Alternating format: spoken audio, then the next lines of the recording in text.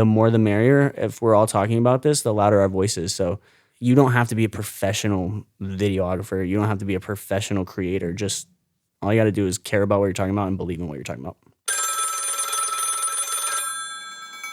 Welcome to Shell Phone, the podcast that gives the ocean its very own hotline. I'm Cameron Larmer, your host and creator here on the show.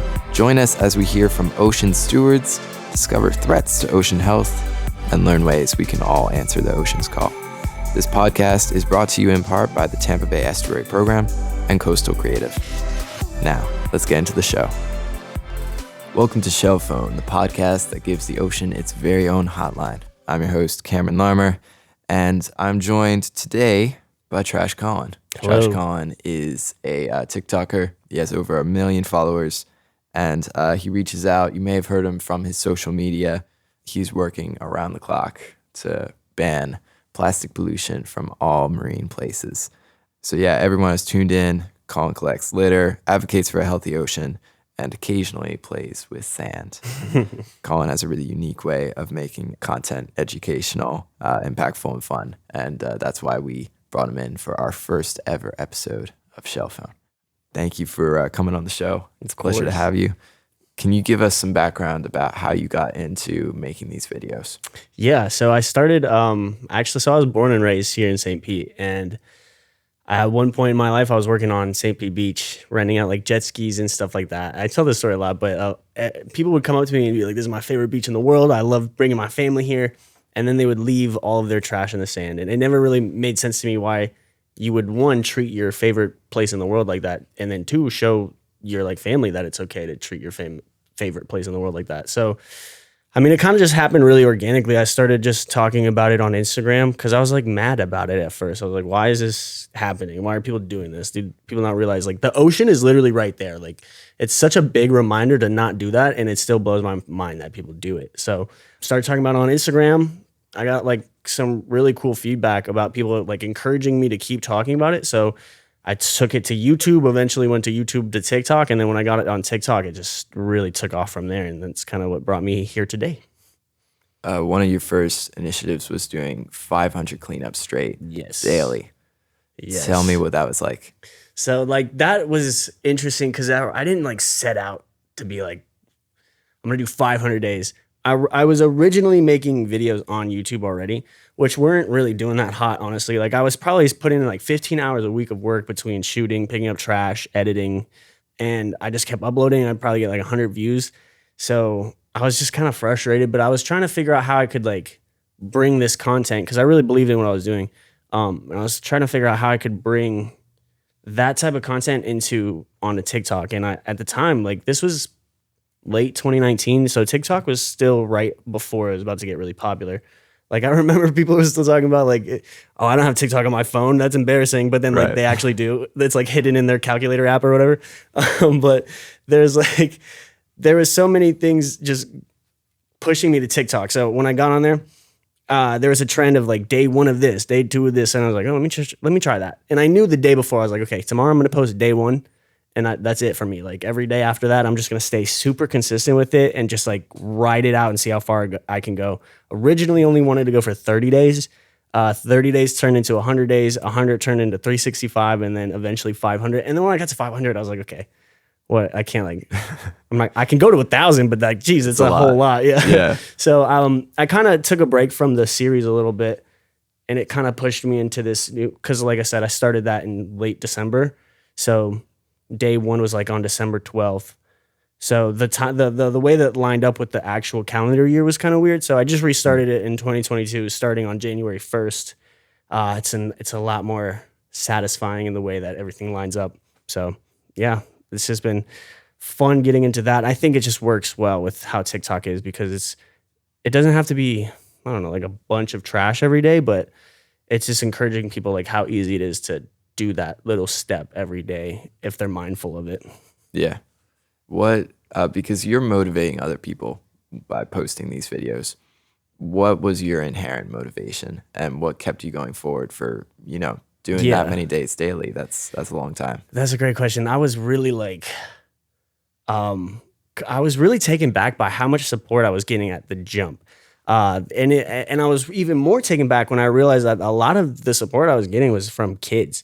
So I started really seeing a lot of traction on my account around like when quarantine started in 2020. And I just noticed that a lot of kids were spending time on TikTok, and a lot of kids were just really passionate about this. And I wanted to highlight them. So I would do this thing too. A lot of what was inspiring me and keeping me motivated was this feedback. And like kids would send me videos and be like, I'm gonna pick up trash because of you. You inspired me. And like it was just the most wholesome thing in the world. So I was like, I have to just keep going. Right. And there was like it turned into a habit. Like I don't know. There's just like saying that there's this saying that it takes 21 days to form a habit.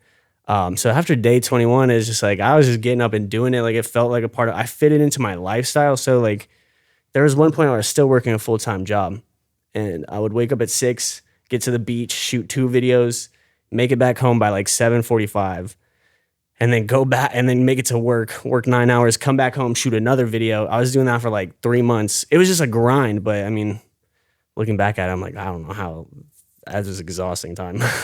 Yeah, it's gotta be. I think your latest initiative is take a toy, leave a toy box. Mm-hmm. That's spread across Reddington shores. Your TikTok video featuring the toy box gained 4.6 million views and has roughly 500,000 likes. Mm-hmm. How have you used that kind of support to forward that initiative? That's been the most fun. Like this so far of like all the initiatives, I always have fun making my videos, but this recent one has probably been my favorite just because of the fact that it's opened up so much engagement in terms of like talking to my audience in terms of like, this is a problem. What can we do? What are ideas that we have? So how this whole toy box thing started was spring break's kind of like around the corner here in town. And like a lot of people are coming and visiting from out of town, enjoying the beaches, buying beach toys for their kids. And then when they leave, they don't have the space to bring it back home, or they just don't really want to. So either they're throwing them away, they're leaving them in the sand, or they're just like losing them. But so I just like started collecting them, and I would bring it to TikTok. I was like, what do we do with this? Like, who has any ideas of how we can kind of build a solution for this? And I got a lot of different ideas of like, bring them to the town hall and dump them in the middle of the meeting and like all this stuff. And it was like, there were some really good ideas, but I think I found the most success in the take a toy, leave a toy box because it opened up the most opportunities for everybody. Kids who didn't have toys were playing with toys. People who were trying to leave the beach had a place to put these toys now. And it's cool. Like who doesn't love free toys? Like, it's just like, sometimes I see people out there that are grown playing with stuff. I'm like, that's the fun of it. Like you don't have to have that, and you don't have to feel pressure to, and I'm not somebody like, I see a lot of comments on there like, well, someone's going to steal them. Steal them. As long as they're not in the sand, like I don't care who has them, as long as they're being played with. If someone loves that toy, take it. Like it's really not about that. But yeah, so we built the thing, we built the toy box, which eventually got taken by the city. And so to answer your question, like the way that this has really pushed an initiative with my following is like, I kind of just was like, okay, now what? I have a group of creators that I'm a part of. We're called Eco Talk. And one of my friends, Doria, who's a part of Eco Talk, took the initiative. Like she's such a peach for this. She took the initiative to like go through my town council and like look at the council members, find the person in my town council that was like the most receptive to this idea, most likely. And she got me in contact with her, and like it worked. My commission, like I learned the whole council. I got to talk to them. I got to speak in front of them, tell them my idea. They were super open and excited about it. They actually started coming up with ideas themselves. So we're locking down like 2 new boxes for that. And it was just cool because my followers got to watch how you can take an idea or see a problem and like what are the steps you can actually do to make like even a local level change. And I thought that was really important. And I learned it in doing it. I learned it myself too, which is awesome because now I can take that knowledge and kind of do it on a bigger scale or maybe do it in different ways, which is like really exciting to kind of look at all the opportunities that I have from doing that. Yeah. Yeah, I think one of the things that impresses me the most is that through that kind of fun mindset, you've been able to meet a lot of really remarkable people. And then you've been able to cultivate this whole community around you. What has that meant to you? Yeah, like the community part is the biggest part for me because And I've always been super transparent and upfront about this. I dropped out of college. Like I did not study climate science, like solutions. I have not studied this stuff, but I've made it such a point to me to surround myself with people who have and people who are passionate about it and very well educated in these spaces because, you know, I've always looked at it as like, this isn't about me. This isn't about how many followers I can get, how many views I can get. This is about how I can like really show people what they can do and like build a platform for and give a voice to nonprofits, give a voice to other creators that are talking about and scientists and people who I really think deserve the time like in this platform. So I love sharing my platform. So I've been able to surround myself with people who know about waste and energy and like solutions that we can take. Misinformation is a huge part too. And I feel very fortunate that they've really been open to working with me and like educating me. I've learned so much from them just by collabing and talking to them and seeing what their videos are. And I think that's a massive part about it. I don't think I would have gotten to where I'm at right now if I didn't have like such a cool group of people. And it's super, you know, it's a give and take. Like I'll help them with stuff if people want to reach out to me. And I also like love throwing out ideas and tips into the chat to help people who are trying to get into being a creator because it's tough now, especially on TikTok. It's very oversaturated. But I've been doing it since I was in like 7th grade. So I want to just help this group of people in this message and push it as far as I can. So it was really important for me to have that sense of community. What sort of challenges have you faced? Do you feel like what you've been doing is accessible for someone else who would want to follow in those steps? Yeah. So I've faced a couple challenges. Like imposter syndrome was one of the first things. And it just goes back to what I was saying, like, because I didn't go to school for this. So sometimes I feel like maybe I don't know what I'm talking about. But my most relatable thing that I really want to like push this message is that like you don't have to know about everything.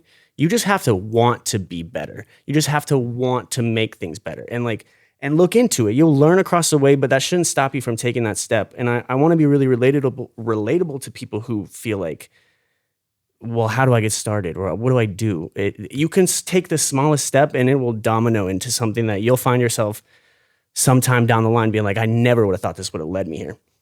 So when the red tide was happening in 2021 in the summer, it was hard to kind of go over that chronologically because the way TikTok works is you have to do a lot of recapping of what's going on. So I was doing a lot of that, but it was still frustrating to do a lot of research about K. brevis and like eutrophication and what was happening at Piney Point and how they dumped phosphate gypsum into the bay, over 400 million gallons of it.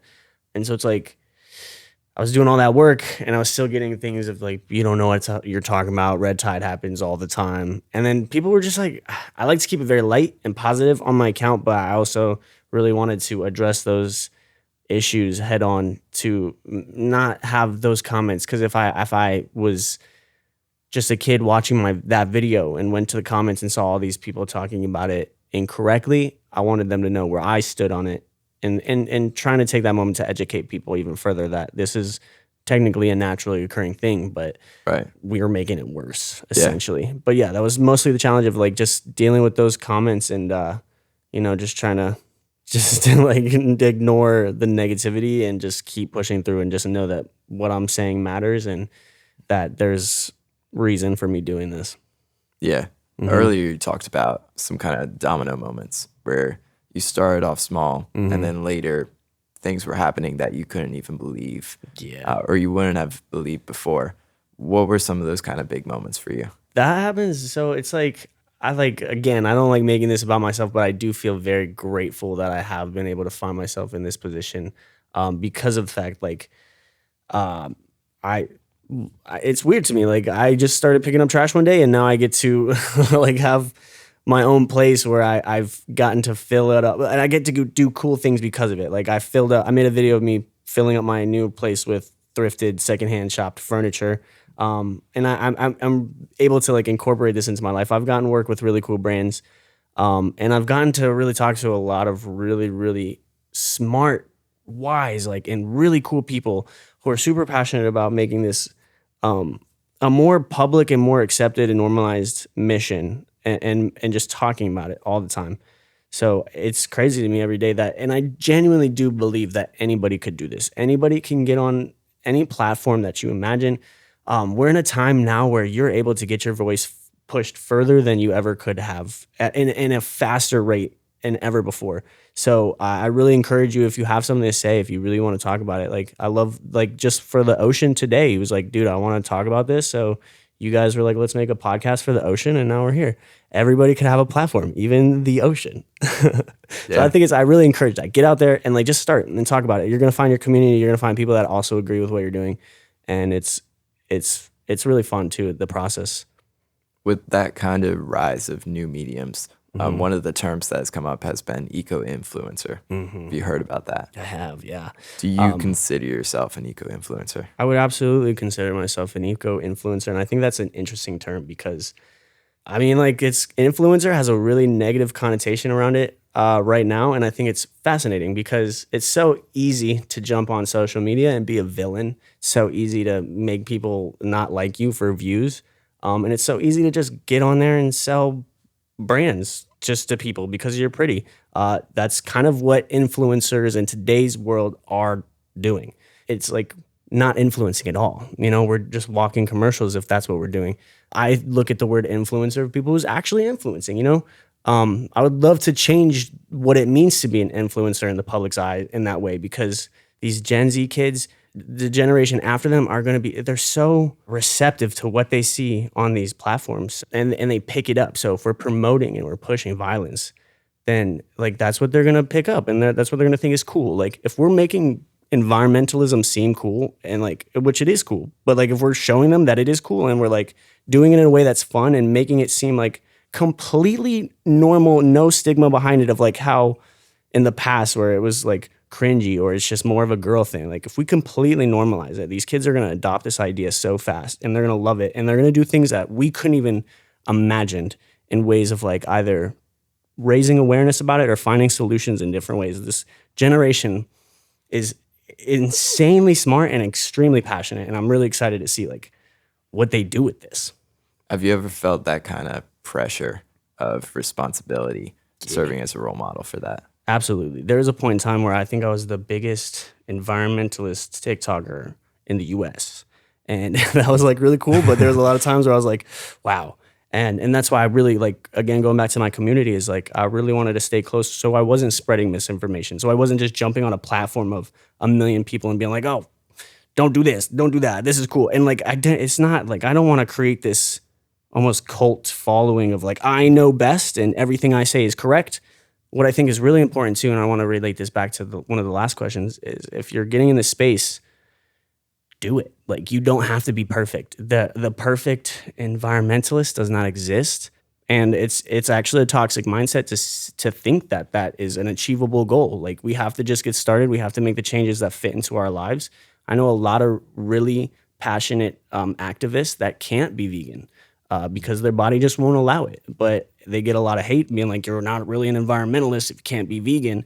And it's just simply not true. Find the space where you're able to make your impact and focus on that. Because at the end of the day, like individual impact is great. And that's what we should all continue to strive for because that's what we should be doing. And that's how we should care for the earth in our everyday practices. But like at the end of the day, if we're really fighting this, we got to get together and challenge these brands, challenge these corporations, challenge these businesses, these policymakers that have prevented forward movement and have prioritized fossil fuel money and like gas and oil industries.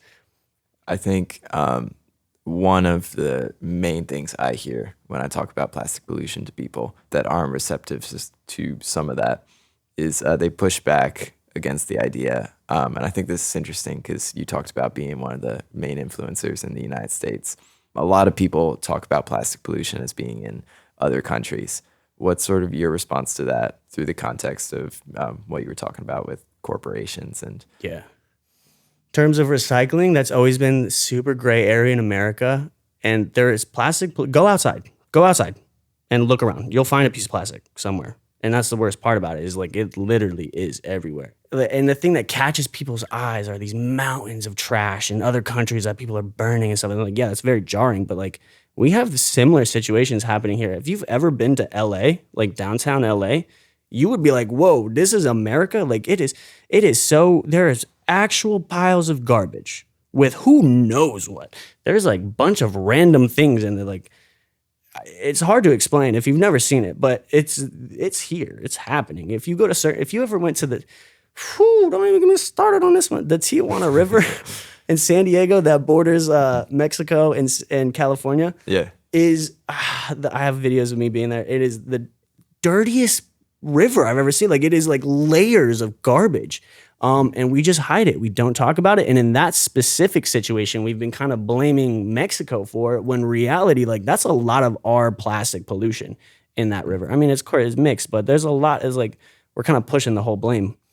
2021 was a big year for me trying to just really see it, and find the places that were really affected. There's places all over the world, and we kind of only focus on the ones that aren't in America.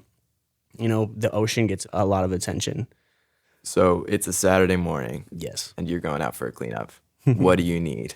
Saturday mornings are great because I get to post a little bit later in the day because everybody's waking up later. So my morning routine has been, especially since I moved into this new place, I live really like probably a 2-minute walk away from the beach. I'll wake up, roll out of bed, get my glove.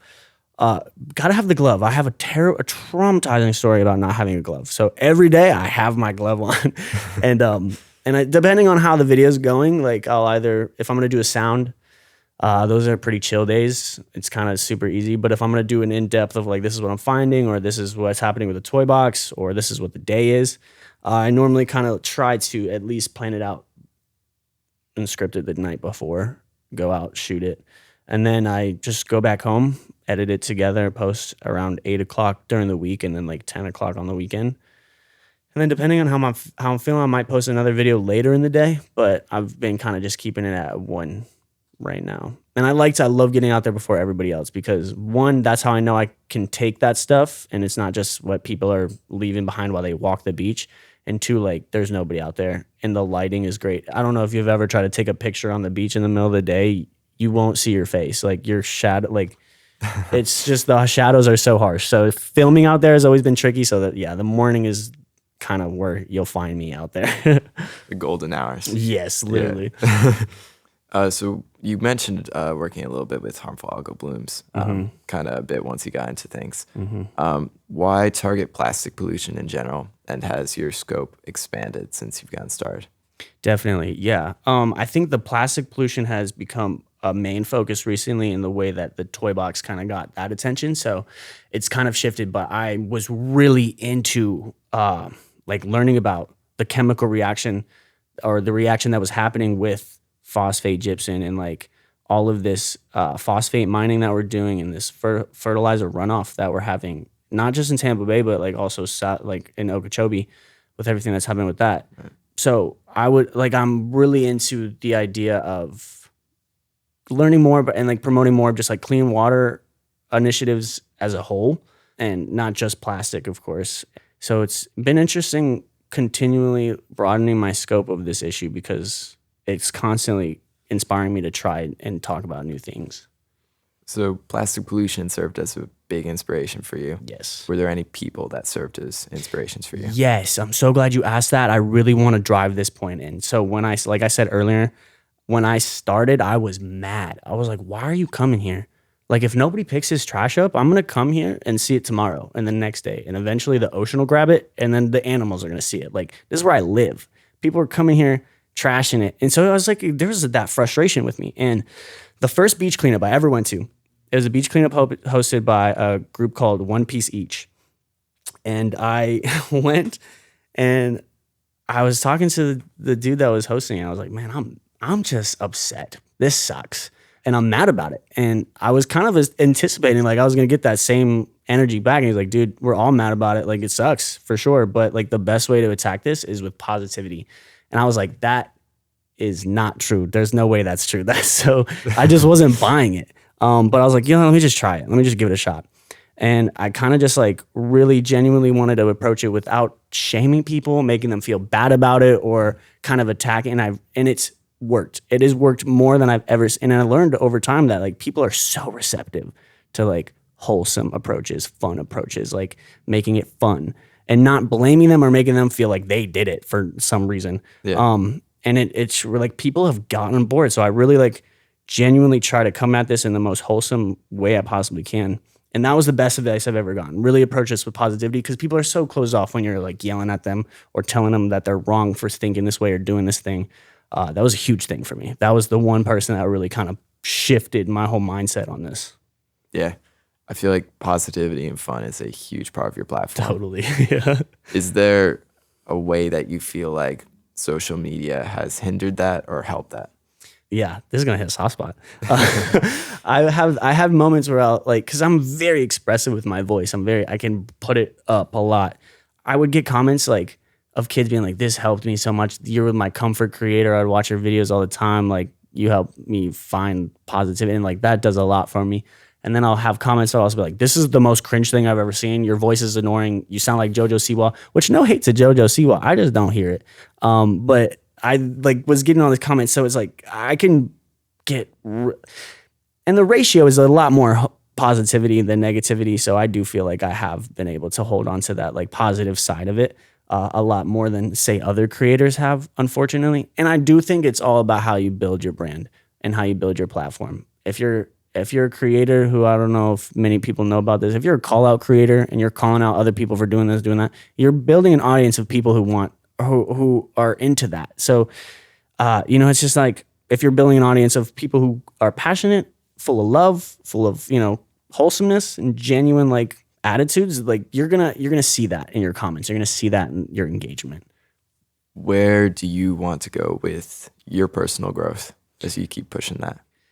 What's really fortunate about me is I've put myself in a spot where I get sent a lot of, sustainable swaps and switches. So I've had a lot of fun, like finding different ways that I can be the most sustainable and trying different things like gardening. I would really love to, be able to live off food that I've grown and that I've nurtured for. So that's something I was kind of like wanting to get into as well. More of like a whole environment, like living off the land kind of vibe, just in case you have to for any reason. And also it's incredibly, I filled my new place with house plants because of that fact. Like I really want to get into this, and it's incredible how much your mood changes just being surrounded by life like that.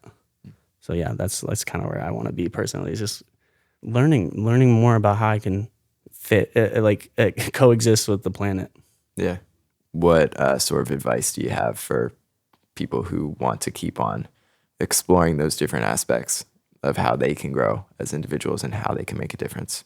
If you stand for nothing, you will fall for anything. So educate yourself, care about what you're saying, learn about what you're saying, and stand by it, and really stand in your voice and in your power. And people will resonate with it. People will really connect with you, and you'll probably meet some really cool people in the process of doing so. So that would be my advice: is really believe in yourself and really stand by yourself. So how can your listeners take the answer from the shell phone? How can they pursue their own ocean conservation through social media? Yeah, relevant hashtags is a great place to start. Finding videos that kind of fit into your landscape. It goes back again to like finding where you fit in. You'll see if you get into this space, you'll see there's like trash influencers. There's energy influencers. There's people who talk about sustainable swaps, different products that you can use to better reduce your footprint and be more sustainable. There's tons of different aspects and ways to kind of approach this. So whatever's the most comfortable for you. Like if you don't feel like waking up every morning at 6 a.m. and going out to the beach and picking up trash, that does not have to be what you do. And social media is a great way to connect with people all around the world that you may not have come across in real life. That's like obvious. It's 2021. We all know that. But really use that to your advantage to find people who are talking about, or maybe even learning about what you're doing or what you want to talk about, and take inspiration from them and build on that. The more the merrier. If we're all talking about this, the louder our voices. So really just like, you don't have to be a professional videographer. You don't have to be a professional creator. Just all you got to do is care about what you're talking about and believe in what you're talking about. Absolutely. Absolutely. That's the secret. If you want to check out Trash Caulin, he's on TikTok at Trash Caulin and Instagram at Trash Caulin. please feel free to give him a follow. And if you enjoyed this episode, please tune in for more. We'll have some more episodes coming your way soon. Thank you for being here, Caulin. Yeah, this was Appreciate it. awesome. This is cool. Thank you for having me.